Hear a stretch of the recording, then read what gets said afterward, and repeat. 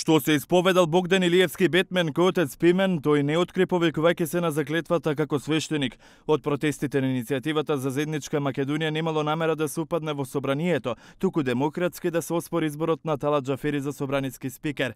Вака рече отец Пимен во судот кој сведочеше по предлог на Богдан Илиевски, еден од организаторите на протестите.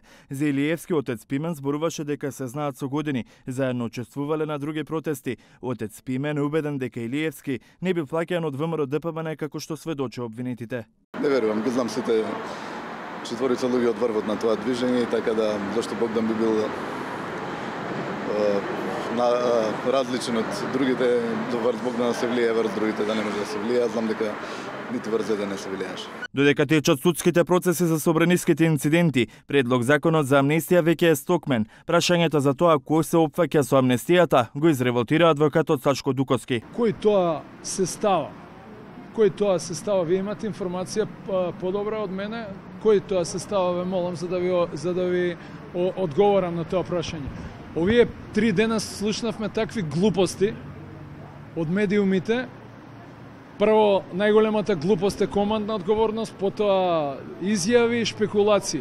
Дајте да го видиме законот, па после ќе видиме. Немојте да шпекулирате без да знаете за што се работи. А што доколку законот го содржи тоа? А што доколку се сруши ова? Ама законот веќе е изготвен.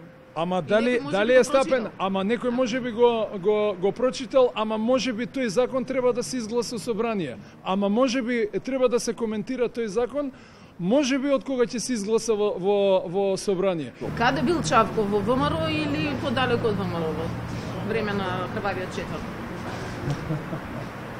Ви одговорија сведоците, можете да им верувате или не? Мене ме ставија медиуми дека може да бидам опфатен или неопфатен.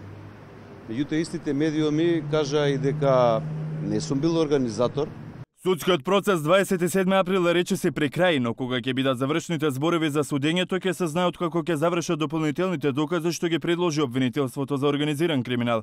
Токму обвинителката Ивана Трајчевска, која ги достави доказите, побара, а судската полиција ги избриша снимките од телевизиските камери, во чии кадри имаше обвинителката, иако медиумите од Врховниот суд имаат дозвола за снимање, во која пишува дека судечкиот совет одлучува кои делови од главната расправа да се снимаат. Од судско-медиумското тело најави реакција за како што информираат недоличното однесување на обвинителката Трајчевска, која е испротивно на заложбите за поголема транспарентност во судството. Алармирале до председателот на Кривичниот суд Иван Џолев, судечкиот судија Добрила Кацарска и до обвинителството.